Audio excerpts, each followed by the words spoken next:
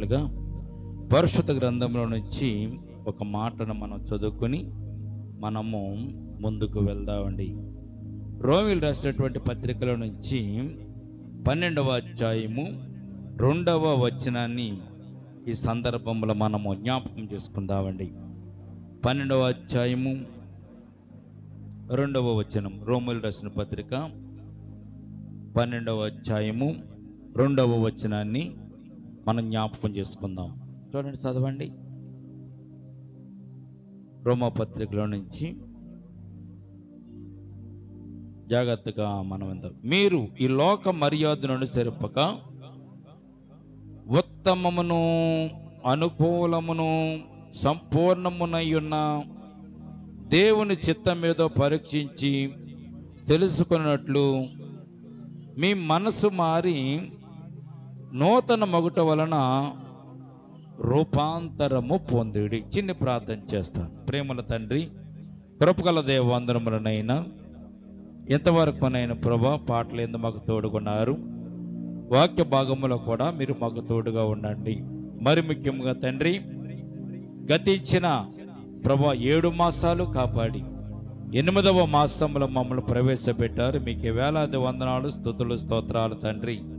ఈ రాత్రి మరొక సమయం, ఈ 8వ మాసము మొదటి శనివారపు ప్రార్థన కూడికలో ప్రభా మేము నీ సన్నిధానం ఉండడం గొప్ప భాగ్యమునైనా, మోకరించి ఉండడం గొప్ప భాగ్యం, మిమ్మల్ని స్తుతించడం ఇంకా గొప్ప భాగ్యం తండ్రి. అట్టి భాగ్యాన్ని సంఘ బిడ్డలుగా మాకు మీరు ఇచ్చినందుకు స్తోత్రాలు చెల్లించుకుంటూ, మరి పాటలు ఎందుకు తోడుకున్న దేవా, వాక్య భాగంలో కూడా మీరు మాకు తోడుకుండండి. చదవబడిన లేఖన భాగాన్ని విరిచి వడ్డించండి. నీ బిడ్డలమైన మా వినికిడిలో ఇదిగో ప్రభా ఈ వాక్యాన్ని ప్రభునైనా వివరించమని, నీ బిడ్డలమైన మాతో మీరు మాట్లాడమని, వినగల చెవులు, గ్రహింపగల హృదయం, అంగీకరించే మనస్సు, ఆనందించే ఆత్మను దయచేయమని, అట్టి రీతిగానే ప్రభా కూడి వచ్చిన ప్రతి ఒక్క బిడ్డ ఆత్మీయ మేలులు పొందుకుని లాగున నీ కృప మాకు చూపించమని యేసయ్య నామమున అడిగి వేడుకొంచున్నాము తండ్రి, ఆమేన్. ప్రియదేని బిడ్డలారా, ఈ రాత్రి మనము శ్రేష్టమైనటువంటి విషయాన్ని మనం జ్ఞాపకం చేసుకోవటానికి మనము ప్రయత్నం చేద్దాం. ఈ రాత్రి దేవుని యొక్క అంశంలో ఒక మాటను మనం చదువుకుని ఉన్నాం కనుక, ఈ లోక మర్యాదను అనుసరింపక, ఈ లోకపు మర్యాదను అనుసరించక. అపోస్తలుడైన పౌలు చాలా విషయాలు మన కొరకు రాసి ఉంచినట్టుగా మనము పరిశుద్ధ గ్రంథంలో మనం చూస్తున్నామండి. అయితే దేవుని నమ్మినటువంటి బిడ్డలు,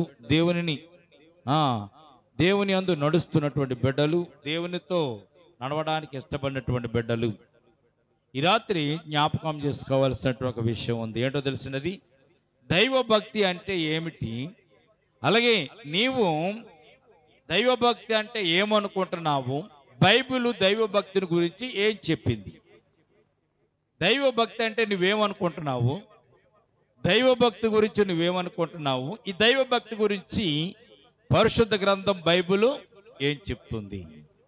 చాలామంది దైవభక్తి, దేవుని యందు భయభక్తులు కలిగి జీవించడం అంటే వారు అనుకునేటువంటి కొన్ని మాటలు మీకు తెలియజేస్తాను. ఏమనుకుంటారంటే, వారు మందిరానికి వెళ్ళడం దేవుని ఎడల భయభక్తి కలిగి జీవించడం అనుకుంటారు, మందిరానికి వెళ్ళడం.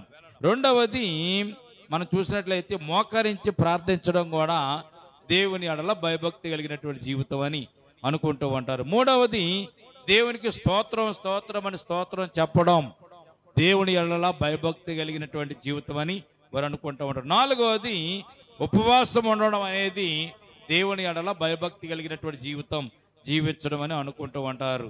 చూడండి, ఐదవది చూసినట్లయితే నాకు ఎవరూ దేవుడు లేడు, యేసయ్య ఒక్కడే నాకు దేవుడు అని, నేను దేవుని యందు భయభక్తులు కలిగి జీవిస్తున్నానని వారు అనుకుంటారు. చూడండి, కొంతమంది అయితే నుదుటి మీద సిలువ గుర్తు పెట్టుకుని, సిలువ గుర్తు వేసుకుని, నేను దేవుని ఎడల భయభక్తులు కలిగి జీవిస్తున్నాను అని వారు అనుకుంటూ ఉంటారు. ప్రియమైన బిడ్డలారా, దైవభక్తి అంటే ఇది కాదు అని పరిశుద్ధ గ్రంథం మనకు తెలియజేస్తుంది. దైవభక్తి అంటే ఇది కాదు. మనం ఈ రోజున అనుకోవచ్చు, దైవభక్తి అంటే ఏంటండి, దేవుని ఎడల భయభక్తి కలిగి జీవించడం అంటే ఏమిటండి, ప్రార్థన చేయడం భక్తి కాదా, విశ్వాసం ఉంచడం భక్తి కాదా, మందిరానికి వెళ్ళడం భక్తి కాదా అని మీరు అనుకుంటే ప్రియదేవుని బిడ్డలారా పొరపాటి. భక్తి అంటే, దైవ భక్తి అంటే దేవుని ఎడల నీవు కలిగి ఉండవలసినటువంటి కొన్ని లక్షణాలు. దైవ భక్తి అంటే దేవుని ఎడల నీవు కలిగి ఉండవలసినటువంటి కొన్ని లక్షణాలను పరిశుద్ధ గ్రంథంలో అపోస్తలుడైన పౌలు మనకు తెలియజేస్తున్నాడండి. దైవ భక్తి అనే దానిని నీవు జాగ్రత్తగా ఆలోచన చేసుకుంటే, దైవ భక్తి గురించి నీవు జాగ్రత్తగా విశదీకరించుకోవడానికి ఇష్టపడితే, ప్రియదేవుని బిడ్డలారా, మనం జాగ్రత్తగా ఆలోచన చేసుకుంటే దైవ భక్తి గురించి పరిశుద్ధ గ్రంథం మనకు చాలా విషయాలు తెలియజేస్తున్నాయి. అందులో మొట్టమొదటిది రోమీలు రాసినటువంటి పత్రికలో మనం చదువుకున్నాం కదా, 12వ అధ్యాయము 2వ వచనంలో ఏం చేసాం మనము? ఈ లోక మర్యాదను అనుసరింపక, దైవభక్తి అంటే ఏంటో తెలిసింది. నీవు ఈ లోకపు మర్యాదను మొట్టమొదటిగా అనుసరించకుండా ఉత్తమమును అనుకూలమును సంపూర్ణమై ఉన్న దేవుని చిత్తమేదో పరీక్షించి తెలుసుకోవడమే దైవ భక్తికి ఉన్నటువంటి సాధకము, సాధనమని బైబిల్ తెలియజేస్తుంది. దేవునికి స్తోత్రం కలుగునుగాక. చాలా మంది భక్తిగా ఉంటున్నాం అంటారు. ఏ భక్తిగా ఉంటున్నారు వాళ్ళు? లోకాన్ని చూసి, లోకంలో ఉన్నటువంటి భక్తి పనులు చూసి మేము కూడా భక్తిగా జీవిస్తున్నామని అంటున్నారే కానీ అది భక్తి కాదు అని పరిశుద్ధ గ్రంథం మనకు తేటగా మనకు తెలియజేయబడుతుంది. ప్రియదిన బిడ్డలారా, ఈ పరిశుద్ధ గ్రంథంలో ఇక్కడ రాయబడినటువంటి 3 విషయాలు మీరు గుర్తుపెట్టుకుని, ఉత్తమము, అనుకూలము, సంపూర్ణమై ఉన్న దేవుని చిత్తం ఏదో మొట్టమొదటిగా మనము గమనించుకోవాలి. ఇది మొట్టమొదటిగా పౌలు గారు మనకు చెప్తున్నటువంటి మాట. ఇంకొక మాట కూడా మనం చదువుకున్నట్లయితే తిమోతికి రాసినటువంటి మొదటి పత్రికలో కూడా ఈ భక్తిని గురించి చాలా విషయాలు మనకు బైబిల్ గ్రంథంలో అపోస్తలుడైన పౌలు గారు మనకు తెలియజేస్తున్నట్టుగా, తెలుపుతున్నట్టుగా పరిశుద్ధ గ్రంథంలో మనము చూడగలుగుతామండి. అయితే మనం చదువుతామండి 1వ అధ్యాయము 18వ వచనాన్ని మనం ఈ సందర్భంలో మనం చదువుకుంటూ ముందుకు వెళ్దాం. చూడండి, 1వ అధ్యాయం మొదటి తిమోతి రాసిన పత్రిక 1వ అధ్యాయము 18వ వచనం మనం చూసినట్లయితే, నా కుమారుడైన తిమోతి, నీవు విశ్వాసమును మంచి మనస్సాక్షి కలిగిన వాడవై నిన్ను గూర్చి ముందుగా చెప్పబడిన ప్రవచనములు చెప్పున ఈ మంచి పోరాటము పోరాడవలననియు వాటిని బట్టి ఈ ఆజ్ఞలు నీకు అప్పగించుచున్నాను అని ఇక్కడ అపోస్తలుడైన పౌలు తెలియజేస్తున్నాడు. ప్రియదేవుని బిడ్డలారా, గమనించినట్లయితే మనము చాలా విషయాలు ఇక్కడ మనం నేర్చుకోవడానికి అపోస్తలుడైన పౌలు తెలియజేస్తాడు. చూడండి, భక్తి అంటే దేవుని ధర్మశాస్త్రములో ఉన్నటువంటి కట్టడలను అలాగే నియమ నిబంధనలను మనము అనుసరించడం అనే సత్యాన్ని పరిశుద్ధ గ్రంథం మనకు తెలియజేయబడుతుంది. ఎందుకంటే ఈ ధర్మశాస్త్రం ఉన్నటువంటి విషయాలన్నీ కూడా లక్షణాలతో కూడుకున్నవి. దేవుని యందు భయభక్తులు కలిగి జీవించడం అంటే దేవుని లక్షణాలను మనము నెరవేర్చుతూ ఉండాలనే సత్యాన్ని పరిశుద్ధ గ్రంథం మనకు తెలియజేయబడుతుంది. అట్టి రీతిగానే ఇంకొక మాట మనం చూసినట్లయితే ప్రియదేవుని బిడ్డలారా, 8వ వచనం కూడా చూడండి. 8వ వచనం 11వ వచనం కలిసి ఉంటుంది మొదటి అధ్యాయంలో. అది కూడా ఒకసారి చదువుతామండి. అయినను శ్రీమంతుడకు దేవుడు నాకు అప్పగించిన ఆయన మహిమగల సువార్త ప్రకారము ధర్మశాస్త్రము ధర్మ విరోధులకును అవిధేయులకును భక్తిహీనులకును పాపిష్టులకును అపవిత్రులకును మతదోషకులకును పితృ హంతకులకును మాతృ హంతకులకును నరహంతకులకును వ్యభిచారులకును పురుష సంయోగులకును మనుష్య శూరులకును అబద్ధికులకును అప్రమాణికులకును ఇత బోధకు విరోధి అయిన వాడు మరి ఎవడైనా ఉండి నిలన జాగ్రత్తగా అంటారు, అట్టివానికి నియమింపబడిన గాని నీతిమంతునికి నియమింపబడలేదని ఎవడైనను ఎరిగి ధర్మానుకూలముగా దానిని ఉపయోగించిన ఎడల ధర్మశాస్త్రం మేలైనదని మనము ఎరుగుదాము. భక్తి అంటే ధర్మశాస్త్రం ఉన్నటువంటి విషయాలను గ్రహించుకోవడం, ధర్మశాస్త్రం ఉన్నటువంటి విషయాలను మనం అర్థం చేసుకోవడం. భయభక్తి గల జీవితం అంటే ఏంటో తెలుసండి, దేవునికి ఇష్టముగాను అనుకూలమైనది దేవుని చిత్తమేదో ఎరిగి తెలుసుకొని జీవించడం దేవుని ఎడల భయభక్తి కలిగినటువంటి జీవితానికి సాదృశ్యమని బైబిల్ గ్రంథం మనకు తెలియజేయబడుతుంది. ధర్మశాస్త్రంలో ఏముంటుంది? ధర్మశాస్త్రంలో ఉన్నటువంటి కొన్ని విషయాలు మీకు కొద్దిగా జ్ఞాపకం చేస్తాను. ధర్మశాస్త్రం ఏం చెప్తుంది? మనకి తప్పును మనకి ఎత్తి చూపిస్తుంది, తర్వాత తప్పేదో మనకు తెలియజేస్తుంది. మూడవది ఆ తప్పుకున్న శిక్ష ఏంటో ధర్మశాస్త్రం మనకు జ్ఞాపకం చేస్తుంది. భక్తి కలిగి జీవించే వారికి బైబిల్ ఇప్పుడు చెప్పారు చదవబడినటువంటి 8 నుంచి 11 వచనాలు చూస్తే ధర్మశాస్త్రము ఎవరికి రాయబడింది అమ్మా? ధర్మశాస్త్రం ఎవరికి రాయబడింది అంటండి? ధర్మశాస్త్రము నీతిగా బ్రతికే వాళ్ళకి ధర్మశాస్త్రం రాయబడలేదు. ధర్మశాస్త్రం మరి ఎవరికి రాయబడింది? నీతిగా లేని వారికి ధర్మశాస్త్రం రాయబడింది. ఈ రోజున నీతిమంతునికి ధర్మశాస్త్రముతో పని లేదు అని బైబిల్ తెలియజేస్తుంది. నీతిమంతునికి ధర్మశాస్త్రముతో పని లేదు. అందుకే ఆఖరి 3 లైన్లో మనం చూసినట్లయితే నీతిమంతునికి నియమింపబడలేదని ఎవడైనా ఎరిగి ధర్మానుకూలముగా దానిని ఉపయోగించిన ధర్మశాస్త్రము మేలైనదని మనం ఎరుగుతాము. మోషేకు దేవుడు ధర్మశాస్త్రం ఇచ్చాడు. 2 పలకల మీద 10 ఆజ్ఞలు రాసి మోషేకు దేవుడు 10 ఆజ్ఞలు, మరి 10 ఆజ్ఞలు మోషే ద్వారాగా ఇశ్రాయేలు జనాంగానికి దేవుడు ధర్మశాస్త్రం రాసి ఇచ్చాడు. ప్రియదినబడ్డారం. అయితే ధర్మశాస్త్రము వచ్చిన తర్వాత, దేవుడు ధర్మశాస్త్రం మనకి ఇచ్చిన తర్వాత యేసుక్రీస్తు ప్రభు వారు ఎందుకు రావాల్సి వచ్చింది? దేవుడు మనకు ధర్మశాస్త్రం ఇచ్చాడు కదా, ధర్మశాస్త్రం అనుగుణంగా మనం జీవిస్తే పరలోక రాజ్యానికి వెళ్తాం, పుణ్యలోకాలకు వెళ్తాము, దేవుని బిడ్డలుగా మనం జీవిస్తాం కదా. మరి యేసు ప్రభు వారు ఎందుకు రావాల్సి వచ్చింది? ధర్మశాస్త్రం ఉండగానే యేసు ప్రభు వారు ఈ లోకానికి ఎందుకు రావాల్సి వచ్చింది? ధర్మశాస్త్రం దేవుడు ఇచ్చాడు, ధర్మశాస్త్రానికి అనుగుణంగా మనం నడుచుకుంటూ వెళ్ళిపోతే సరిపోతుంది. మరలా యేసుక్రీస్తు ప్రభు వారు ఈ లోకానికి ఎందుకు రావాల్సి వచ్చింది?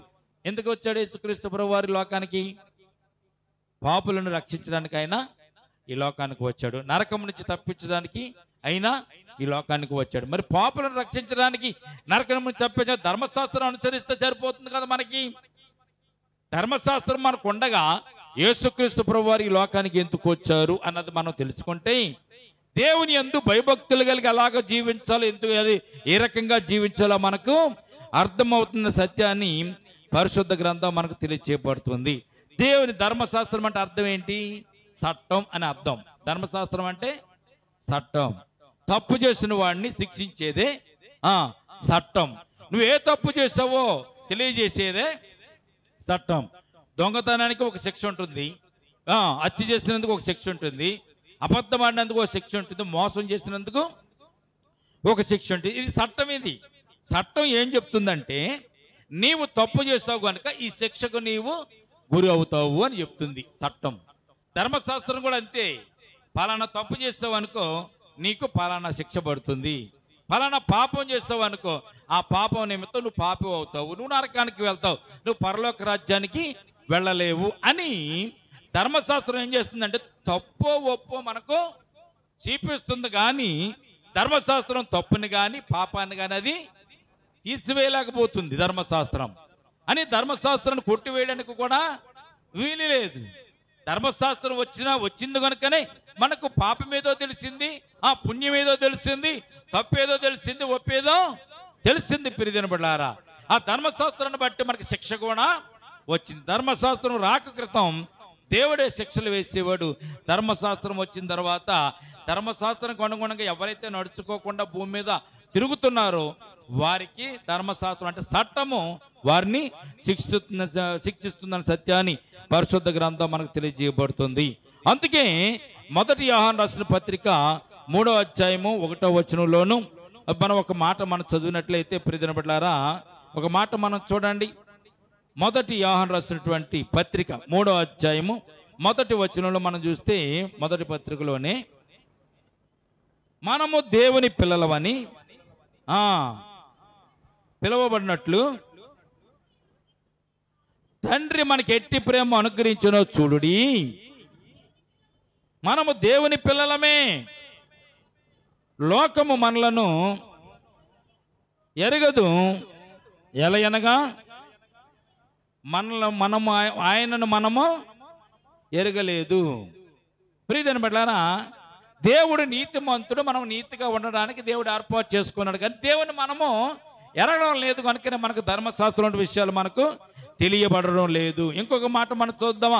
ఎబ్రీ రాసిన పత్రిక 8వ అధ్యాయము 10వ వచనం మనం చూసినట్లయితే ఇక్కడ ఒక మాట ప్రభువు చెప్పుచున్నాడు, ఆ దినములైన తరువాత ఇశ్రాయేలు ఇంటి వారితో నేను చెప్పబోవు నిబంధన ఏదనగా, వారి మనసులో నా ధర్మ విధులను ఉంచెదను, వారి హృదయముల మీద వాటిని వ్రాసిదను, నేను వారికి దేవుడినై ఉందును, వారు నాకు ప్రజలై ఉందురు. ధర్మశాస్త్రం వచ్చింది కానీ చదువుకుంటున్నారు, దాన్ని విడిచిపెట్టేస్తున్నారు. యేసుప్రభు వచ్చిన తర్వాత ఏం చేశాడండి? దాన్ని బయట రాస్తే అర్థం చేసుకోలేకపోతున్నారు, పుస్తకాల మీద రాస్తే చెరిగిపోతున్నాయి, పలకల మీద రాస్తే పాడు చేసుకున్నారు కనుక కాగితాలు చిరిగిపోతున్నాయి, పుస్తకాలు పెట్టిన పుస్తకాల మీద రాసుకున్నాయి కూడా చిరిగిపోతున్నాయి. ఒకవేళ హృదయంలో రాస్తే అవి చెరిగిపోకుండా ఉంటాయని యేసుప్రభు వారు వచ్చిన తర్వాత ఏం రాశారు? ఎక్కడ రాశారండి?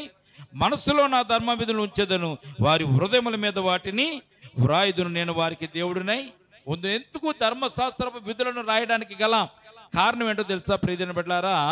ధర్మశాస్త్రపు విధులలో భక్తిని మనము కనపరచవచ్చు. దేవునికి స్తోత్రం కలుగును గాక.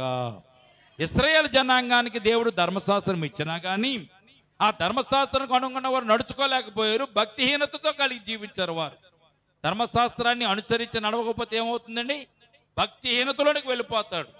ధర్మశాస్త్రాన్ని అనుసరించి జీవిస్తే భయభక్తులు కలిగి జీవిస్తాడు. అందుకే ప్రియమైన బిడ్డలారా, భక్తిహీనత అంటే అవినీతి, అలాగే అవిశ్వాసమైన సత్యాన్ని పరిశుద్ధ గ్రంథం మనకు తెలియజేయబడుతుంది. దేవుడు మనకు పరిశుద్ధ గ్రంథంలో ఆజ్ఞలు ఇచ్చాడండి. 613 ఆజ్ఞలు ఇచ్చాడు. 365 చేయవలసినవి 248 చేయకూడదు అని చేయవలసినవి 365, 248 చేయకూడనివి 365 ఆజ్ఞలు దేవుడు పరిశుద్ధ గ్రంథంలో మనకి ఇచ్చి ఆయన ఒక చట్టాన్ని ఏర్పాటు చేస్తాడండి. ఆ చట్టంలో ఉన్నటువంటి విషయాలు ఏంటో తెలుసండి? మొట్టమొదటి విధులు, అలాగే బాధ్యతలు, కర్తవ్యాలు, ధర్మము అనుసరించాలని చట్టాన్ని దేవుడు మనకు దయచేశాడు. కానీ ధర్మశాస్త్రం ఇచ్చిన తర్వాత యేసు ప్రభు వారు ఈ లోకాన్ని ఎందుకు రావాల్సి వచ్చిందో ఒక విషయాన్ని మీకు అర్థం అవడానికి చెప్తాను. మీకేమన్నా తెలుసుంటే మీరు చెప్పండి. ధర్మశాస్త్రం మనకి ఇచ్చిన తర్వాత యేసు ప్రభు వారి లోకానికి ఎందుకు వచ్చారు? ఎందుకు వచ్చారంటే ధర్మశాస్త్రం ఎలాగుంటుందంటే జ్వరం వచ్చిన మనిషిని టెస్ట్ చేయడానికి ఉపయోగిస్తాం చూసారా ధర్మామీటరు. అటువంటి ధర్మామీటర్ ఎలాగైతే మనకు జ్వరం ఉందని చెప్తుందో ధర్మశాస్త్రము కూడా మనలో ఉన్నటువంటి తప్పును, మనలో ఉన్నటువంటి పాపాన్ని, మనలో ఉన్నటువంటి పొరపాట్లను ధర్మామీటర్ లాగా ధర్మశాస్త్రము చెప్తుంది. కానీ ధర్మామీటరు జ్వరాన్ని పోగొడుతుందమ్మా. నీ ఒంట్లో జ్వరం ఎంత ఉందో చెప్తుంది, ఎన్ని డిగ్రీలు ఉందో చెప్తుంది. అది ఎత్తుగా మరి ఎక్కువ ఉందో తక్కువ ఉందో ధర్మామీటర్ ఏం చేస్తుంది? నీకు రీడింగ్ చూపించి మనసులో ఉన్నటువంటి జ్వరాన్ని ధర్మమీటర్ తెలియజేస్తుంది. ధర్మశాస్త్రము కూడా అంతే. నీలో ఈ తప్పు ఉందని చెప్తుంది. ఒక నచ్చి చేసావా నీకు కూడా మరణానికి శిక్ష, మరణించడమే తప్ప ఇంకోటి లేదు. కత్తికి కత్తి, కన్నుకి కన్ను, పంటికి పన్ను అనేటువంటి ధర్మశాస్త్రం తెలియజేస్తుంది. ప్రియమైన బిడ్డలారా, అయితే ధర్మశాస్త్రము ఏం చేస్తుందో తెలిసింది? మనిషి నీతిమంతునిగా ఉండడానికి అవకాశం లేకుండా ధర్మశాస్త్రం చేస్తుంది. అందుకని ధర్మశాస్త్రం ఏమైనా తప్పు అంటే ధర్మశాస్త్రము తప్పని మనము చెప్పకూడదు అని బైబిల్ తెలియజేస్తుంది. అందుకే ధర్మశాస్త్రం ఇచ్చిన తర్వాత మానవుడు ఇంకా పాపం చేయడానికి పెచ్చి పెరిగిపోయినట్టుగా మనం చూస్తున్నాం. సంఖ్యాకాండంలో ఒక మాట మనం చూద్దామండి. సంఖ్యాకాండంలోనికి వెళ్దాం. సంఖ్యాకాండంలో ఒక మాట మనం చూద్దామండి. సంఖ్యాకాండంలో మనం చూసినట్లయితే 7వ అధ్యాయము 45వ వచనం చూడండి. సంఖ్యాకాండము, ఆది కాండము, లేవి కాండము, ఆది కాండము, నిర్గమకాండము, లేవి కాండం, సంఖ్యాకాండంలోకి రండి. 7వ అధ్యాయము 45వ వచనం. దహన బలిగా చిన్న కోడిను, ఒక పొట్టేలును, ఏడాది గొర్రెపిల్లను, పాప పరిహారార్థ బలిగా ఒక మేకపిల్లను,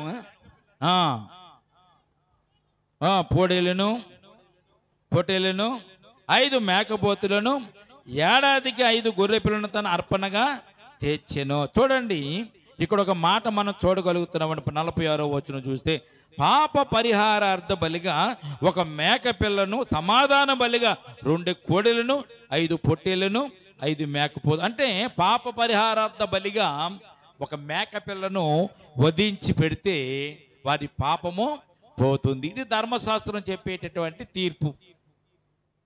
ఇప్పుడు ఒక విషయాన్ని మీకు జ్ఞాపకం చేస్తానండి. ఏంటి ఆ విషయం?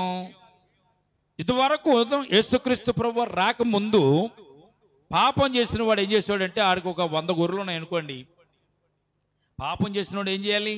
నువ్వు పాపం చేసావు, నువ్వు తప్పు చేసావు, పొరపాటు చేసావు, నువ్వు పాపం చేసావు కాబట్టి ధర్మశాస్త్రం ఏం చెప్తుంది?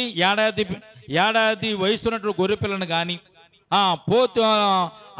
ఆడ గొర్రె పిల్లను కానీ తీసుకుని వచ్చి పాప పరిహారార్థ బలిగా అర్పిస్తే నీ పాపము పోతుంది అని ధర్మశాస్త్రం చెప్తుంది.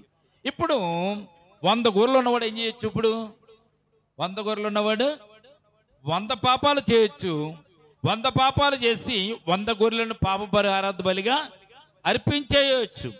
మరి గొర్రెలు లేనివాడి సంగతి ఏంటి? గొర్రెలు లేని సంగతి, పాపం చేసాడు అనుకో వాడి మీదకి మరణ శిక్ష ఇస్తుంది. ఆ మరణ శిక్ష వల్ల వాడు నరకానికి వెళ్ళిపోతాడు. అందుకు ప్రియ దినబడ్డారా, ధర్మశాస్త్రం ఏం చేసిందంటే మనిషిలో ఉన్నటువంటి పాపాన్ని చూపించిందే కానీ ఆ పాపాన్ని శాశ్వతంగా నివృత్తి చేయలేకపోయింది. దీనికి ఒక చిన్న ఉదాహరణ మీకు తెలియజేస్తాను ప్రియ దినబడ్డారా. ధర్మశాస్త్రం ఇచ్చిన దేవుడు యేసుక్రీస్తు ప్రభువాన్ని ఎందుకు భూమి మీదకు పంపించారు, భూలోకానికి పంపించారో, భక్తి అంటే ఏమిటో, భయభక్తులు కలిగిన జీవితం ఏంటో మనం తెలుసుకోవాలంటే ఒక చిన్న ఉదాహరణ మీకు తెలియజేస్తాను. ఒక ఊర్లో ఒక స్కూల్ ఉంది. ఆ స్కూల్లో ఒక టీచర్ గారు ఉన్నారు. ఆ టీచర్ గారు ఆ స్కూల్ ఈ పిల్లలకి అందరికీ పాఠాలు చెప్తున్నాడు. పాఠాలు చెప్తుంటే అందులో ఒక తొంటరి కుర్రవాడు ఉండి ఏం చేస్తున్నాడంటే పక్కవాడి క్యారేజీలు తినేస్తున్నాడు. వీడు ఏం చేస్తున్నాడు? వీడు పక్కవాడు తెచ్చుకున్న క్యారేజీ వీడు తినేస్తున్నాడు. తినేస్తే వాడొచ్చి మాస్టర్ గారికి చెప్తున్నాడు. మాస్టర్ గారు వాడిని గద్దిస్తున్నాడు. రోజు ఇలాగే చేస్తుంటే మాస్టర్ గారు అలా కాదురా, మనం ఒక ధర్మ విధులను మనం ఏర్పాటు చేసుకుందాం, ఒక చట్టాన్ని మనము ఏర్పాటు చేసుకుందాం. స్కూల్లో రేపటి నుంచి ఇటువంటి కార్యక్రమాలు జరగకుండా ఉండడానికి నేను ఒక ధర్మశాస్త్రాన్ని చట్టాన్ని మీకు నేను ఏర్పాటు చేస్తానని చెప్పి బ్లాక్ బోర్డు మీద ఆ మాస్టర్ గారు ఏం చేశాడంటే ఒక చట్టం రాశాడు. ఎవడైనా పెన్సిల్ దొంగిలిస్తే 2 దెబ్బలు, ఎవరన్నా పుస్తకం దొంగిలిస్తే 3 దెబ్బలు, ఎవరి క్యారేజ్ అన్నా తినేస్తే వాడికి 10 దెబ్బలు, ఎవడు బ్యాగ్ అన్నా దొంగిలిస్తే వాడికి 15 దెబ్బలు అని చెప్పి బ్లాక్ బోర్డు మీద ఏం చేశారంటే ఒక చట్టాన్ని రాశారు. చట్టం అంటే ఏంటి? ధర్మశాస్త్రం. అయితే వీడి క్యారేజీలు తినే అలవాటు ఉందిగా వీడికి. ఎవరికి? ఈ తొంటరోడికి. ఈడు మాస్టర్ గారు బ్లాక్ బోర్డు మీద రాశాడు. ఆ రోజు అయిపోయింది. తెల్లారి మరలా వచ్చాడు. మరలా వస్తే ఇంకొకటి క్యారేజీ తినేసాడు. వీడు ఏం చేశాడండి? ఇంకొకటి క్యారేజీ తినేసాడు. కుర్రవాడు గబాబు వచ్చి మాస్టర్ గారు చెప్పాడు, మాస్టర్ గారు నిన్న 6 క్యారేజీ తినేసాడు, ఈ రోజున నా క్యారేజీ తినేసాడు అని చెప్పాడండి. అప్పుడు ఆయన తీసుకురండి అన్నాడు. తీసుకొచ్చిన తర్వాత బ్లాక్ బోర్డు దగ్గర తీసుకెళ్ళి నువ్వు క్యారేజీ తినేసావు కాబట్టి ఏంటి నీకు శిక్ష అని అడిగాడంట మాస్టర్ గారు. ఏంటంటే 10 బెత్తబుతో 10 దెబ్బలు కొట్టాలి అని అంట. చేయి చెప్పాడు, 10 దెబ్బలు కొట్టాడు. ఊదుకొని చేయి దులిపేసుకుని వెళ్ళిపోయాడు. మర్నాడు మళ్ళా క్యారేజీ తినేసాడు. మళ్ళా క్యారేజీ తినేసాడు. మరలా తీసుకొచ్చాడు. ఏంట్రా నీకు శిక్ష? బోర్డు మీద ఉన్నట్టుగా రాసినట్టుగాని 10 దెబ్బలు. మరలా 10 దెబ్బలు మాస్టర్ గారు కొట్టాడు. ఈడు దులుపుకుంటూ వెళ్ళిపోయాడు. 3వ రోజున కూడా మరలా అలాగా తినేసాడు. తినేసేసారి మాస్టర్ గారు పిలవకుండానే వచ్చేసాడు. మాస్టర్ గారు పిలవకుండానే వచ్చేసి మాస్టర్ గారిని మళ్ళా తినేసాను వాళ్ళ అన్నాడు. అంటే మాస్టర్ గారికి అర్థమైంది ఈ బోర్డు మీద ఉన్నటువంటి చట్టము వీడిని ఏం చేయలేకపోతుంది, మార్చలేకపోతుంది. ఈ బోర్డు మీద ఉన్నటువంటి చట్టం, ఈ శిక్ష వాడిని మార్చలేకపోతుంది. తింటున్నాడు, దెబ్బలన్నా తింటున్నాడు, కానీ ఆ పక్కవాడి క్యారేజీలు తింటాం వీడు మాండవం లేదు. అప్పుడు మాస్టర్ గారు ఒక ఆలోచన చేశాడు, లేదు లేదు ఇది పద్ధతి కాదు అని చెప్పి, అరే ఇక్కడ నుంచి ఈ బ్లాక్ బోర్డు మీద చట్టాలు ఉండదు, నేను చెరిపేస్తాను అని చెప్పి బ్లాక్ బోర్డు మీద ఉన్న చట్టాలన్నీ కూడా చెరిపేశాడు మాస్టర్ గారు. అందులో ఒకళ్ళు వేసానంటే, మాస్టర్ గారు మీరు ట్రాన్స్ఫర్ అయిపోయారా, మీరు స్కూల్ నుంచి వెళ్ళిపోతున్నారా అని అడిగాడు. ఏంటి మరి చట్టాలు చెరిపేస్తే అర్థం ఏంటి, మాస్టర్ గారు వెళ్ళిపోతున్నట్టే కదా. అప్పుడు మాస్టర్ గారు అన్నారు, లేదు లేదు లేదు నేను వెళ్ళిపోవడం లేదు, ఈ చట్టం వల్ల చట్టం మిమ్మల్ని మార్చలేకపోతుంది కనుక రేపటి నుంచి నేను ఏం చేస్తానంటే, ఎవరైతే ఆకలిగా ఉన్నారో, ఎవరికైతే అవసరం ఉందో నా దగ్గరికి వచ్చి నన్ను మీరు అడగండి, అడిగితే నేను మీకు ఇస్తాను. నేను మీకు తండ్రిగా తల్లిగా మీకు ఏది అవసరమైతే అది నేను ఇస్తాను. ఈ చట్టంతో మనకి పని లేదు. చట్టం ఏం చేసింది, వాడు క్యారేజీ తినడం ఆపలేకపోయింది.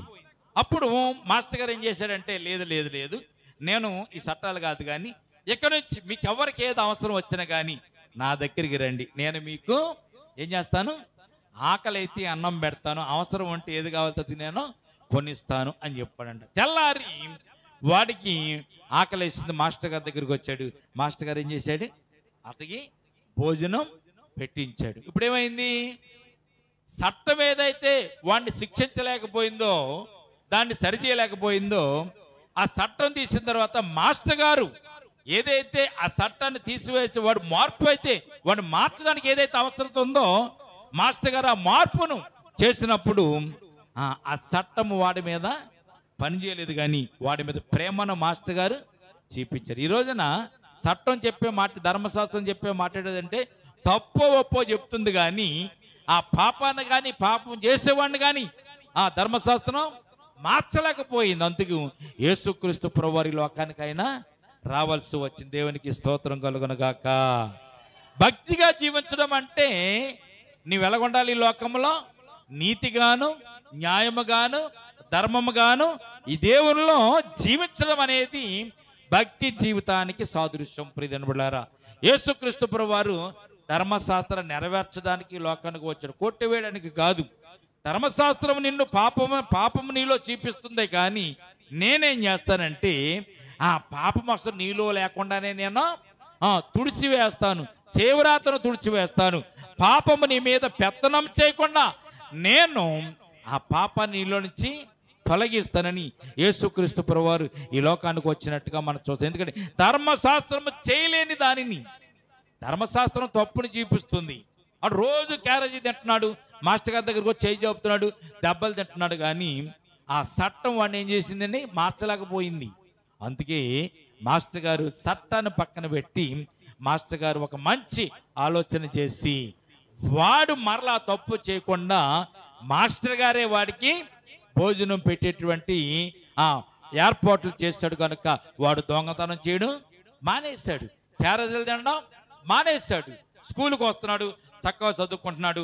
ఒక ఆడికి ఏదైనా ఆకలి అయితే డైరెక్ట్గా మాస్టర్ గారి దగ్గరికి వస్తున్నాడు, మాస్టర్ గారు వాడికి భోజనం పెడుతున్నాడు. చట్టం చేయలేని పనిని మాస్టర్ గారు ఇక్కడ చేశాడు. ప్రియదినబడ్డారు, యేసుక్రీస్తు ప్రభు వారు కూడా చట్టం ఉన్నా కానీ ధర్మశాస్త్రం ఉన్నా కానీ యేసు ప్రభు వారు కూడా రావడానికి గల కారణం ఏమిటంటే చట్టం ఏం చేస్తుందంటే తప్పో ఒప్పో చూపిస్తుంది, కానీ ఆ పాపాన్ని తీసివేయలేకపోతుంది, మరలా పాపము చేయకుండా వారిని వచ్చలేకపోతుంది. అందుకే వాడు పాపం చేస్తున్నాడు, ఓ గొర్రె పిల్లను తీసుకుని వెళ్ళి బలి ఇస్తున్నాడు, ఆ పాపము తుడిచివేయబడుతుంది. మరలా పాపం చేస్తున్నాడు, మరలా గొర్రె పిల్లను తీసుకుని వెళ్ళి బలిస్తున్నాడు. యేసు ప్రభువు దాన్ని అలా కాదు, అది అలాగా ఎప్పుడు కూడా వీడు పాపం చేస్తూనే ఉంటాడు, ఇంకెప్పుడు బాగుపడతాడు వీడు. కనుక యేసు ప్రభువు అన్నాడు, తెలుసా, నీవు పాపం చేయక్కర్లేదు, గొర్రె పిల్లను తీసుకుని వెళ్ళి బలి ఏం అవసరం లేదు, మీ అందరి పాపాల నిమిత్తం నేను ఒక్కసారే నిత్యమైన బలి నేను సిలువలో అర్పిస్తాను, నేను మీ కొరకు రక్తం కారుస్తాను, మీ కొరకు నేను ప్రాణం పెడతాను, మీ పాపాలన్నీ కూడా నేను కడిగి వేస్తాను, మీరు నీతిమంతులుగా ఉంటే చాలని యేసుక్రీస్తు ప్రభువారు ఈ లోకానికి వచ్చినట్టుగా మనం చూస్తున్నాం. ప్రియదేవుని బిడ్డలారా, దేవునికి స్తోత్రం కలుగును గాక. అందుకే కొలసీలు రాసిన పత్రిక 2వ అధ్యాయము 13 వచనం, 14 వచనం, 15 వచనం మనం ఒకసారి జ్ఞాపకం చేసుకున్నట్లయితే చూడండి, ఇక్కడ అపోస్తలుడైన పౌలు గారు తన యొక్క జీవితంలో ఉన్నటువంటి కొన్ని సత్యాలను మనకు ఆయన కొలస్సీలు రాసిన పత్రికలోకి వెళ్దాం. ఎఫెసీయులకు రాసిన పత్రిక, కొలస్సీయులకు రాసిన పత్రిక, కొలస్సీయులకు రాసిన పత్రికలోకి వెళ్దాం. చూడండి,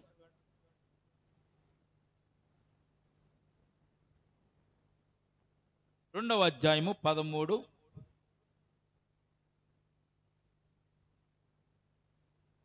183 పేజీ, 2వ అధ్యాయము 13, 14, 15 వచనాలు. మరియు అపరాధముల వలనను శరీరమందు సున్నతి పొందగుట వలనను మీరు మృతులై ఉండగా దేవుడు వ్రాతరూపకమైన ఆజ్ఞల వలన మన మీద రుణముగాను మనకు విరోధముగాను నుండిన పత్రమును మేకులతో సిలువకు కొట్టి దాని మీద సేవరాతను తుడిచివేసి మనకు అడ్డము లేకుండా దానిని ఎత్తివేసి మన అపరాధములన్నిటిని క్షమించి ఆయనతో కూడా మిమ్మును జీవింప చేసెను. దేవునికి స్తోత్రం కలుగునుగాక. పూర్వం మనము దోషకులము, హింసకులము, హానికరుడుగా ఉన్నటువంటి మనలను దేవుడు ఇప్పుడు ఏం చేస్తున్నాడో తెలుసండి. ఆ ధర్మశాస్త్రం చెప్తుంది, వీడు హాని చేశాడు, వీడు దుర్మార్గం చేశాడు, పాపం చేశాడు, వీడు శిక్షగా పాత్రుడు అంటే యేసుప్రభువు వారు ఏమన్నా తెలుసా? లేదు లేదు లేదు, నేను అతని కొరకు ప్రాణం పెడుతున్నాను, అతని కొరకు నేను రక్తం కార్చాను, నా రక్తంను బట్టి అతన్ని కడిగి పవిత్రపరిచాను, నమ్మకమైన వానుగాను మంచివానుగాను నియమించిన బలపరుస్తున్నాను, నా రక్తమ చేత అతను నేను శుద్ధి చేస్తాను. ధర్మశాస్త్రం ఏం చెప్తుందంటే వీడు శిక్షక పాత్రుడని ధర్మశాస్త్రం చెప్తుంటే యేసుప్రభువు వారి రక్తం ఏం చెప్తుంది తెలుసా? వీడు పాపి కాదు, వీడు నా రక్తం చేత నేను కడిగాను, ఈ బిడ్డని నేను రక్తం చేత కడిగాను, ఈ స్త్రీని రక్తం చేత కడిగాను, ఈ సహోదరుని నా రక్తం చేతని శుద్ధి చేస్తాను కనుక వీరి మీద పాపము ఏ పెత్తనం చేయడానికి వీరి అధికారం చేయడానికి వీలు లేదని చెప్తుంది. కారణం తెలుసండి, ధర్మశాస్త్రము చేయలేనటువంటి పనిని యేసుక్రీస్తు ప్రభువారు ఈ లోకానికి వచ్చి ఆయన మన కొరకు ప్రాణం పెట్టాడు. అందుకే ఈ రోజున మనం ఏం చేస్తున్నామో తెలుసండి, తండ్రి నాయనని ప్రార్థన చేస్తున్నాం. అంటే భక్తి అంటే ధర్మశాస్త్రంలో ఉన్నటువంటి లక్షణాలను యేసు ప్రభువారు మన కొరకు ఈ లోకంలో ఎందుకు వచ్చారో ఆ విషయాలను ఎరిగి, ఆయన చిత్తాన్ని ఎరిగి మనము ఈ లోకంలో జీవించడమే భక్తి కలిగి జీవించడం అనే సత్యాన్ని పరిశుద్ధ గ్రంథం మనకు తెలియజేయబడుతుంది. భక్తిలో ఏముందో తెలుసండి ప్రియమైన బిడ్డలారా, దేవుని యందు భక్తిలో మనం ఎలా ఉండదో తెలుసండి, ప్రజలతో మనము మాటలోను, ప్రవర్తనలోను, ప్రేమలోను, విశ్వాసంలోను, పవిత్రతలోను మనము మాదిరికరముగా జీవించడమే దేవుని యందు భయభక్తి కలిగినటువంటి జీవితం. ఈ రోజున దేవుని నమ్ముకున్నానని మీరు చెబుతున్నప్పుడు మీలో ఏముండాలో తెలుసండి, మొట్టమొదటిగా ప్రజల ఎడల ప్రేమ కలిగి మీరు ఉండాలి. రెండవది, మీరు ప్రవర్తనలో చాలా నిష్కాపట్యంగా ఉండాలి. మూడవది, విశ్వాసంలో మీరు చక్కగా ఎదగాలి. నాలుగవది, పవిత్రతలో కూడా మీరు మిమ్మల్ని మీరు కాపాడుకుంటూ దేవుని భక్తిని మీరు ఎదుటి వారికి కనపరిస్తే దైవ భక్తి అంటే ఇది అని వారు తెలుసుకుంటే వారు కూడా దేవుని నమ్ముకోవడానికి, యేసయ్య దగ్గరికి రావడానికి, మందిరంలోకి రావడానికి వారు కూడా ప్రయత్నం చేస్తారనే సత్యాన్ని పరిశుద్ధ గ్రంథం మనకు తెలియజేయబడుతుంది. దేవునికి స్తోత్రం కలుగునుగాక. కనుక ప్రియమైన బిడ్డలారా, మనల్ని మనము కనపరుచుకుంటూ దేవుని యందు భయభక్తి కలిగిన జీవితం అంటే ఇది. ఎదుటివారు మనకు చెప్పడం కాదండి. చాలా మంది ఏమంటారు తెలుసా, అమ్మ బైబిల్ పట్టుకెళ్తున్నా, ఈ పనులనే ఈడు నువ్వు అంటావంటారు. నువ్వు దేవుని నమ్ముకున్నావు చెప్తున్నావు కదా, దేవుని నమ్ముకున్నా చెప్పినప్పుడు ఏం మాటలు, ఏం అబద్ధాలు అంటే మనం ఏం చేస్తున్నాం, భక్తిగా ఉంటున్నామని చెప్పుకుంటూ ఎదుటి వారికి మన భక్తిని కనపరచడం లేదు ప్రియజనముల. అందుకే ధర్మశాస్త్రం చేయలేని పని యేసుక్రీస్తు ప్రభువారు వచ్చి చేయడానికి ఆయన పరలోకం నుంచి భూమి మీదకు వచ్చారు. ఆయన చేసిన కార్యాన్ని మనము, ఆయన రక్షణ పొందుకున్నటువంటి మనము, బాప్తిసం పొందుకున్న మనము భక్తి జీవితం జీవిస్తున్నామని మనం చెప్పుకుంటున్నాం. మనము ఆయన లక్షణాలను, గుణ లక్షణాలను మనం కలిగి లేకపోతే దేవుని యందు మనం భయభక్తులు కలిగిన జీవితం జీవిస్తున్న సత్యాన్ని మనము తెలుసుకోలేము, మనం కలిగి ఉండలేమనే సత్యాన్ని పరిశుద్ధ గ్రంథం మనకు తెలియజేయబడుతుంది. కనుక ప్రియమైన బిడ్డలారా, ఈ రాత్రి కాల సమయంలో దేవుని యందు భయభక్తి కలిగిన జీవితం అంటే దైవభక్తి అంటే దేవుని లక్షణాలను సంతరించుకొని ఆ లక్షణాలకు అనుగుణంగా ఈ లోకంలో మనము జీవించుతాం. మాటలో కానీ, అలాగే ఆ నడవడికలో కానీ, ప్రవర్తనలో కానీ, ప్రేమలో కానీ, విశ్వాసంలో కానీ, పవిత్రతలో కానీ, అన్ని విషయములలో కూడా మనము దేవునికి మాదిరిగా అపొస్తలుడైన పౌలు ఒక మాట చెప్తాడండి. ఏమంట తెలుసా? క్రీస్తును పోలి నేను నడుచుకున్నట్టుగాని మీరు కూడా నన్ను పోలి నడుచుకొనుడి. అంటే నన్ను పోలి నడుచుకోమని పౌలు గారు చెప్పడం లేదు. క్రీస్తును పోలి నేను నడుచుకున్నట్టుగా నన్ను పోలి మీరు నడుచుకొనుడి అని తిమోతిలో రాసినటువంటి మొదటి పత్రికలో చక్కని విషయాలు చెప్తున్నాడు. నువ్వు భక్తి కలిగి జీవిస్తున్నావా? ఈ లోకంతో నువ్వు స్నేహము చేయకూడదు. నువ్వు భక్తి కలిగి జీవించడానికి ఇష్టపడుతున్నావా? ఈ లోకపు పోకడలకు నువ్వు దూరంగా ఉండాలి. నువ్వు రక్షణ పొందడం అంటే అర్థం ఏంటి? లోకానికి వేరే, దేవునికి దగ్గరగా జీవించడమే రక్షణ పొందినటువంటి అనుభవం అని బైబిల్ గ్రంథం మనకు తెలియజేయబడుతుంది. అందుకే ఒకనొక సందర్భంలో అపొస్తలుడైన పౌలు అంటాడు, పూర్వం నేను సౌలుగా ఉన్నప్పుడు దోషకుడును, హింసకుడును, హానికరుడును, అటువంటి వాడినైనా నన్ను యేసుక్రీస్తు ప్రభువారు రక్షించి నమ్మకమైన సాక్షిగా ఆయన నన్ను నియమించిన ఆయన బలపరిచాడని అపొస్తలుడైన పౌలు చెప్తూ ఉంటాడు. మనం కూడా అంతే. రక్షణ పొందని క్రితము మనము ఈ లోకంలో దేవుని బిడ్డలం కాదు, సాతాను గాడి సంతానమే. కానీ రక్షణ పొందిన తర్వాత మనం దేవుని బిడ్డలమయ్యాము కనుక భయభక్తి కలిగిన జీవితం జీవించడం అంటే లక్షణాల్లో మార్పు కలగాలి, మన మాటలో మార్పు ఉండాలి, మన నడకలో మార్పు ఉండాలి, మన విశ్వాసంలో మార్పు ఉండాలి, మన క్రియలు మనం చేసేటువంటి క్రియలు కూడా మార్పు కలిగి దేవునితో నడిచేటటువంటి క్రియలు, దేవునికి ఇష్టమైన క్రియలు, ఆయన చిత్తమేదో ఎరిగి మీరు ఈ లోకంలో జీవించాలంటాడు. అందుకే రోమీయులకు రాసిన పత్రికలో మనం చదువుకున్నట్టుగా దేవునికి ఇష్టమైన రీతిగా ఆయన చిత్తమేదో కనుగొని భయభక్తులు కలిగి జీవితాన్ని జీవిస్తే ఈ లోకములో కాదు, నువ్వు ఎక్కడ నడిచినా, ఎక్కడ తిరిగినా, ఏ మాట మాట్లాడినా, ఏ అవసరత నీకు వచ్చినా, ఏ కష్టంలో నీవు ఉన్నా, ఏ ఇబ్బందులో నువ్వు పడిపోయినా, సాతాను గాడు ఎన్ని రకాలుగా నిన్ను శోధించాలని వాడు చూసినా దేవుడు నిన్ను ఏం చేస్తా తెలుసని, నువ్వు ఆయన అందు భయభక్తులు కలిగి జీవిస్తున్నావు కనుక నిన్ను ఆయన తప్పిస్తాడు, విడిపిస్తాడు, కాపాడుతాడు. సత్యాన్ని మీరు జాగ్రత్తగా నేర్చుకుంటే భయభక్తులు కలిగిన జీవితం అంటే దేవుని యందు భయభక్తి కలిగిన జీవితం అంటే దేవుని లక్షణాలను సంతరించుకొని ఈ లోకంలో జీవించడం. ధర్మశాస్త్రం ఉంది కదా అని మీరు అనుకోవద్దు. ధర్మశాస్త్రం కంటే ధర్మశాస్త్రం తప్పు ఒప్పో చెప్తుంది, కానీ యేసుక్రీస్తు ప్రభువారు వచ్చి ఆ ధర్మశాస్త్రం కంటే గొప్ప అంటే ధర్మశాస్త్రం ఎవరి కోసమని రాయబడింది? నీతిమంతుడికి ధర్మశాస్త్రం కాదండి, తప్పు చేసేవాడికి, పాపం చేసేవాడికి, హత్యలు చేసేవాడికి, దుర్మార్గం చేసేవాడికి, త్రోవ తప్పి తిరిగేవాడికి ధర్మశాస్త్రం. కానీ దేవుని యందు భయభక్తులు కలిగి జీవిస్తూ దేవుని త్రోవలో నడిచేవారికి ధర్మశాస్త్రము అవసరం లేదు.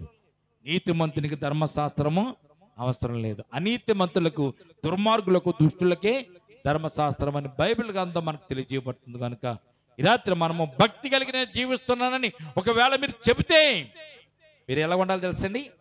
మాటలోను, ప్రవర్తనలోను, క్రియలలోను ప్రేమ కలిగి ఉండాలి, సమాధానం కలిగి ఉండాలి. ఎదుటి వారికి నీ భక్తిని చూపించడం అంటే నీ లక్షణాలను చూపించడం అని. అంతేగాని మందిరానికి వచ్చామా లేదా, ప్రార్థన చేసామా లేదా, స్తుతించామా లేదా, పాట పాడమా లేదా, దేవుని సన్నిధిలో మోకరించామా లేదా, ఇది కాదు భక్తి అనేది. నీ లక్షణాలు బయట ఉన్నా, మందిరంలో ఉన్నా కానీ నీ లక్షణాలు బయట కనపడాలి, దేవుని లక్షణాలు కనపడాలి. దేవుని యందు విశ్వాసము, నమ్మిక, ఎదుటి వారి మీద ప్రేమ, ఈ లక్షణాలు నీలో కనపడితే అప్పుడు దేవుడు చూస్తాడు. ఏం చూస్తాడు? ఈ బిడ్డ భయభక్తులు కలిగి జీవిస్తుంది. అందుకే అపొస్తలుల కార్యాలు 10వ అధ్యాయంలో ఉంటాడు ఒక ఆయన. అపొస్తలుల కార్యాలు 10వ అధ్యాయంలో ఒక ఆయన ఉంటాడు. చూడండి ఒకసారి, ఆయన ఆ మాట చదువుకొని మనము ప్రార్థన చేసుకుందాం. అపొస్తలుల కార్యాలు 10వ అధ్యాయం చూసినట్లయితే దైవ భక్తికి ఉన్నటువంటి లక్షణాలు అక్కడ ఆయన కలిగి ఉన్నాడు. అట్టి రీతిగానే మనం కూడా ఆ లక్షణాలు కలిగి ఉంటే మనల్ని కూడా దేవుడు చూసి మనల్ని కూడా ఆయన ఏం చేస్తారో తెలుసండి, మన మీద కూడా ఆయన కనుదృష్టి ఉంచి మన మీద కూడా ఆయన కృప మనకు అనుగ్రహిస్తారు. మొదట వచ్చింది చూడండి 10వ అధ్యాయము.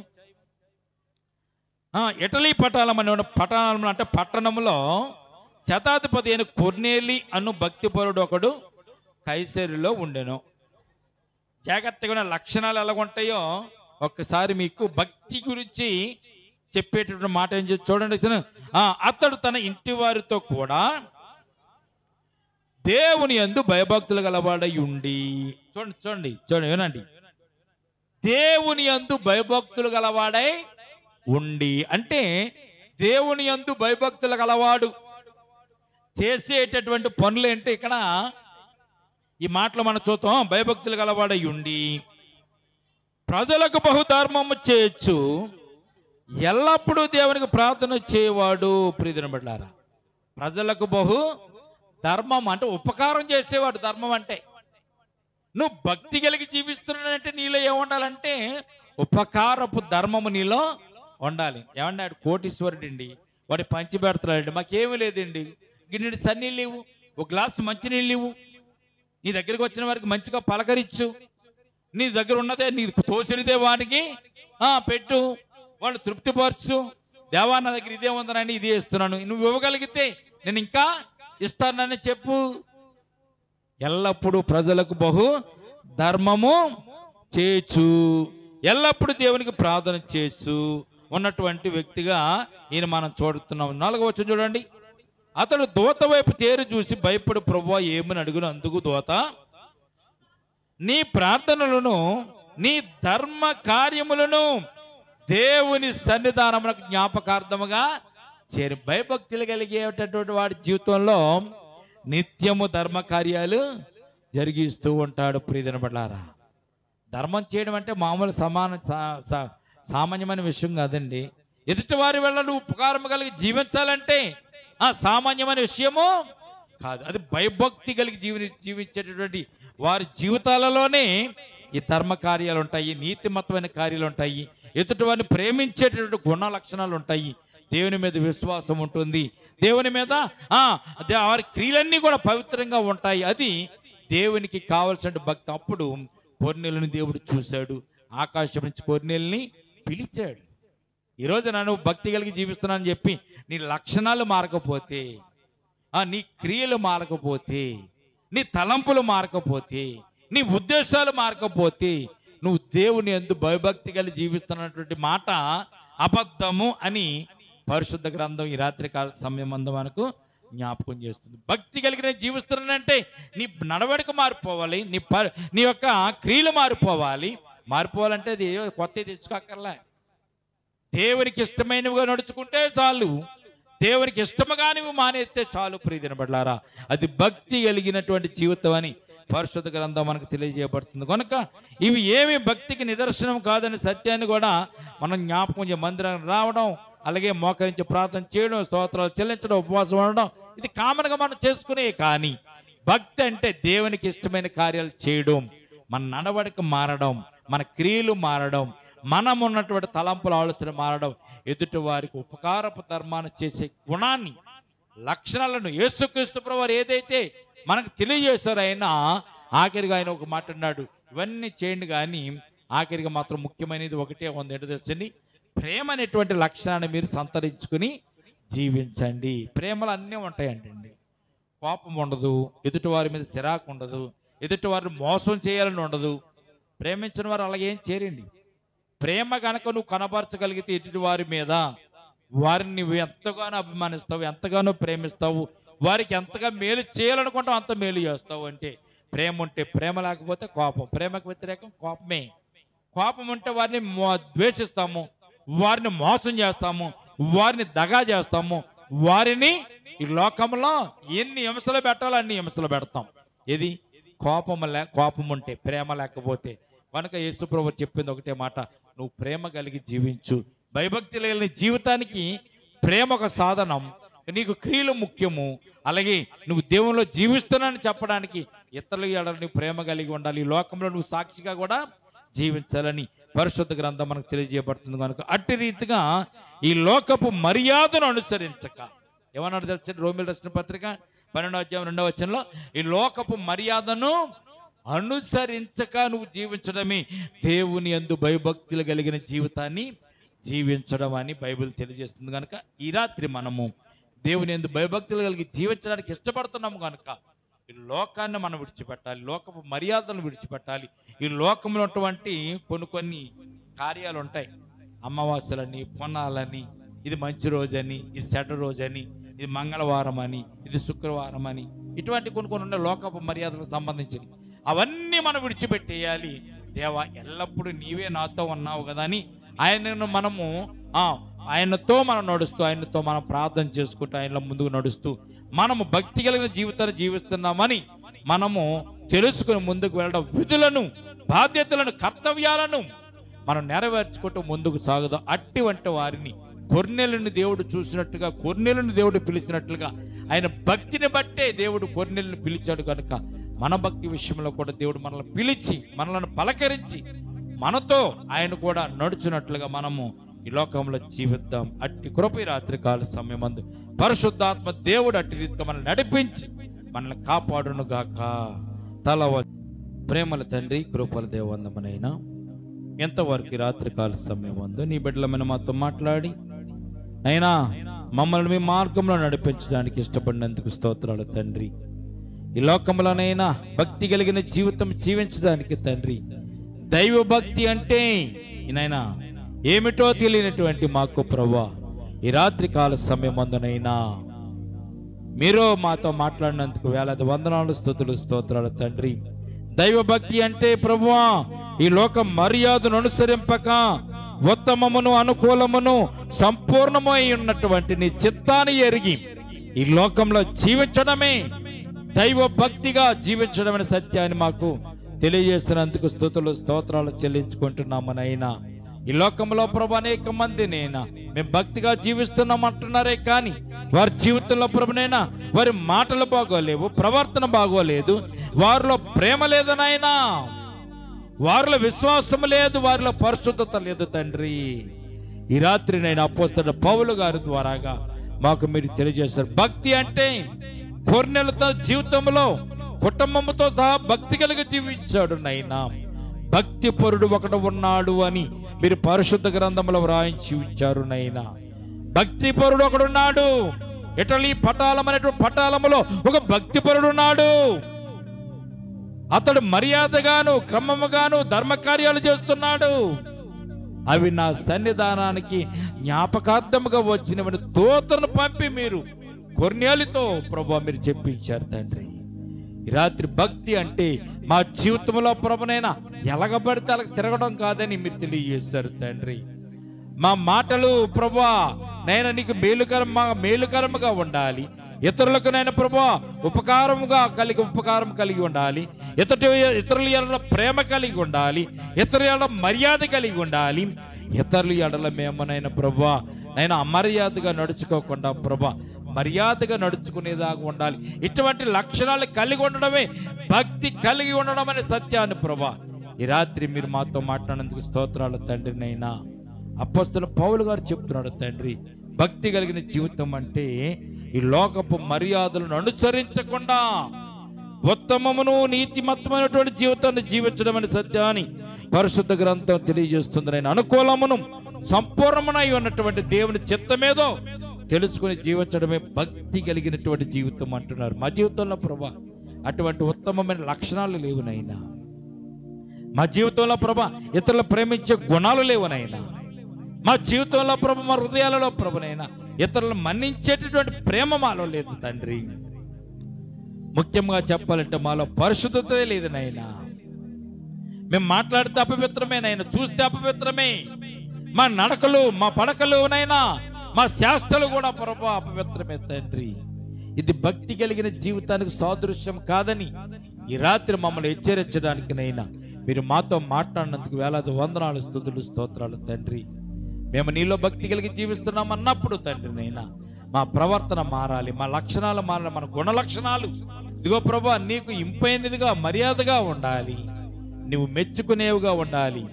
లోక మర్యాదలు విడిచిపెట్టి నేను ప్రభు నీలో మేము జీవించడానికి, లోకానికి వేరే నీ దగ్గరికే మేము జీవించేటువంటి భాగ్యాన్ని మేము కలిగి ఉండేది భక్తి కలిగిన జీవితం అని తెలియజేశారు తండ్రి. కూడి వచ్చిన నీ బిడ్డలు అట్టి భక్తి కలిగి జీవించడానికి, అట్టి మర్యాదను కాపాడుకోవడానికి, అట్టి గుణ లక్షణాలను ప్రభునైనా మీరు ఏదైతే ఈ లోకంలో జీవించినంత కాలము ప్రభు ఎలాగైతే నేను ప్రభునైనా మీరు జీవించారో, ఏ తప్పు లేకుండా ఏ పాపమును అంటకుండా ఈ లోకపు మర్యాదను అనుసరించకుండా ప్రభు నువ్వు మొహమాటం లేని వాడవని, నీవు నిజమైనటువంటి దేవుని కుమారుడవని అని చెప్పినటువంటి నేను ప్రభు వ్యక్తులు ఎవరైతే ఉన్నారో వారు ప్రభు నిన్ను పొగిడారు తండ్రి. నైనా ఈ లోకపు మర్యాదను మీరు అనుసరించలేదు తండ్రి. ఈ లోకంలో మీరు ప్రభు ఈ లోకంలో ప్రభు అంటి పెట్టుకుని తిరగలేదు నైనా. దేవుని వాక్యాన్ని బోధించడానికి వచ్చారు, పాపులను రక్షించడానికి వచ్చారు, నరకము నుంచి తప్పించడానికి వచ్చారు. అవి కార్యములు నెరవేర్చి సంపూర్తి చేసి ఈ లోకంలో నీ బిడ్డలైన మా అందరి కొరకు నాయన శిలువ మీద రక్తం కార్చే రక్తాన్ని మాకు నేను ప్రభు మీరు దారబోసి ఆ రక్తంలో మమ్మల్ని కడిగి పవిత్రపరిచి రైని సొత్తైన ప్రజలుగా రాజ్య వారసులుగా ఏర్పాటు చేసుకున్నారు. స్తోత్రాలునైనా మేము కూడా ప్రభు నీ మార్గములు నడవడానికినైనా నేను మీరు చూపించిన మార్గంలో నడవడానికినైనా సత్యములోను యథార్థతలోను పవిత్రతలోను మేము కూడా మిమ్మల్ని అనుసరించడానికినైనా నీ కృపను మాకు దయచేయండి. కూడి వచ్చిన సంఘాన్ని సంఘ బిడ్డలు మీరు జ్ఞాపకం చేసుకోండి తండ్రి. ఈ రాత్రి భక్తి అంటే ఏంటో ప్రభు మేము తెలుసుకోగలిగాము. అటు రీతిగా మా ప్రవర్తన, మా నడవడిక, మా చూపు, మా క్రియలు నైనా అన్ని కూడా ప్రభు మేము అనైనా అన్ని విషయాలలో ప్రభునైనా మేము మమ్మల్ని మేము చూసుకుంటూ ప్రభు ఏ పాపములోనికి మేము ప్రవేశించకుండా, ఏ అపరాధంలోనికి నైనా ప్రభు మేము ప్రవేశించకుండా, సాతానుడు ఏదో మాట ద్వారా కానీ, కనుచూపు ద్వారా కానీ, చేష్టల ద్వారా కానీ, నడవడికల ద్వారా కానీ మమ్మల్ని పడగొట్టాలని వాడు వల విసురుతూ ఉంటాడు కనుక అట్టి వలలో మేము పడకుండా, నీ బిడ్డలు పడకుండా, సంగము పడకుండా ఈ రాత్రి మీ కాపుదల దయచేయండి. నిజమైన భక్తి కలిగి జీవిస్తూ పరలోకపు ఆశీర్వాదాలు పొందుకునేటువంటి భాగ్యాన్ని నీ బిడ్డలకు దయచేయండి తండ్రి. కూడి వచ్చిన సంఘాన్ని సంఘ బిడ్డలు జ్ఞాపకం చేసుకుని రాత్రి ఎవరైతే ఈ మాటలు విన్నారో, నీ వాక్యం అన్నారో ప్రభా వారు కూడా అట్టి భక్తి లక్షణాలను కలిగి నిజమైన భక్తి పరులుగా వారు కూడా జీవించడానికినైనా నీ కృప చూపించండి. ఇదిగోనైనా ప్రభా ధర్మశాస్త్రం పాపం అంటే ఏంటో చెప్పిందే గాని ఆ పాపాన్ని రూపుమాపలేకపోయిందినైనా. అందుకే ధర్మశాస్త్రం ఉన్నప్పటికీ మీరు ఈ లోకానికి రావాల్సి వచ్చింది.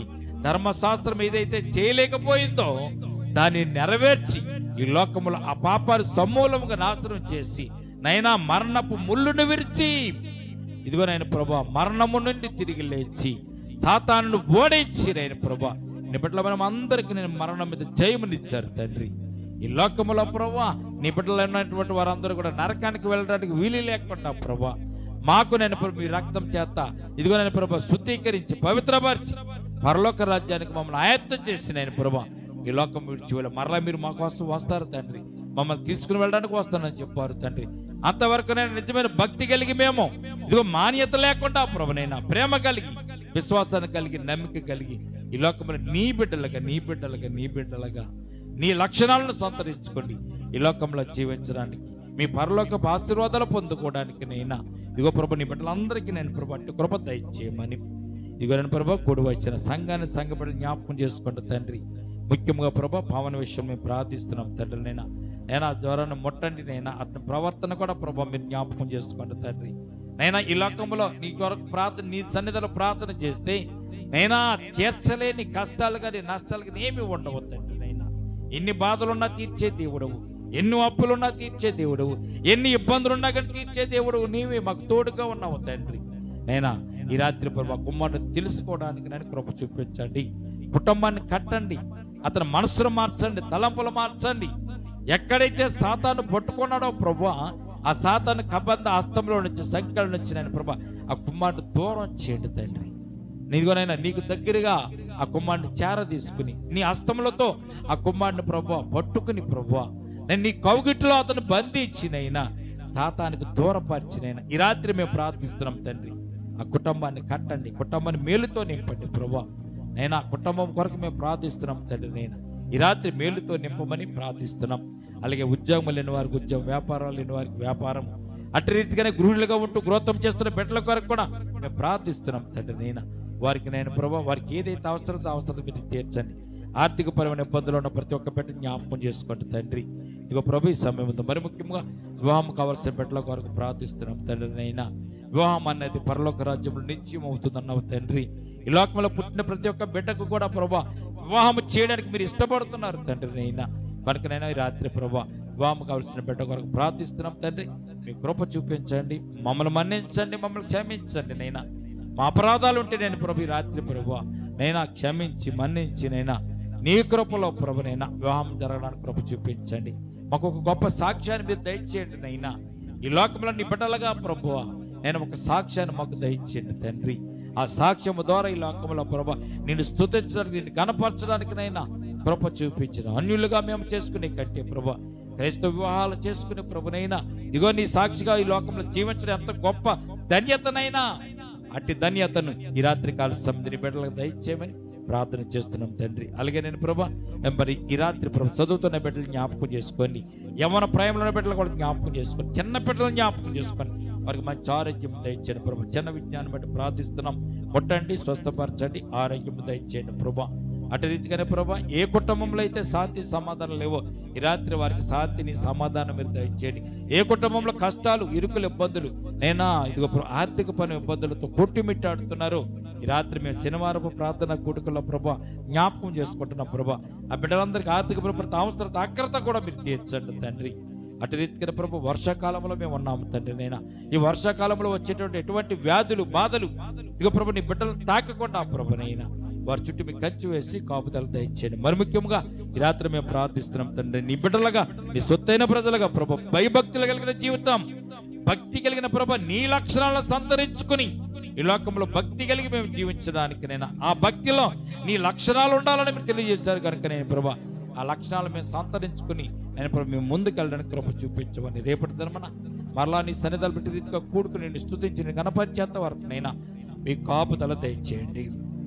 మరి ముఖ్యంగా ప్రభునైనా రానటువంటి బిడ్డల కొరకు ప్రార్థిస్తున్నాం, ఎందుకైతే రాలేకపోయారో ప్రభు వారిని కూడా మీరు జ్ఞాపకం చేసుకోండి తండ్రి. నేను రేపటి దినమున వారు రావడానికి కృప చూపించండి.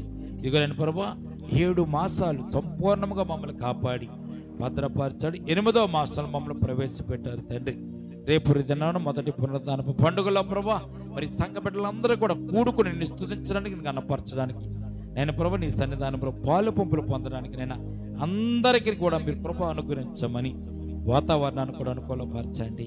రేపటి దినమున మా కార్యక్రమాలంతా కూడా మీ చేతులుగా అప్పగించుకుంటూ కూడి వచ్చిన ప్రతి ఒక్క బిడ్డను జ్ఞాపకం చేసుకుని ఇంటికి వెళ్ళి చోట సన్నిధాన పాస్వారితో నింపండి, వారి ఇంటి చుట్టూ కంచి వేయండి, కాపుదల దయచేయండి ప్రభా.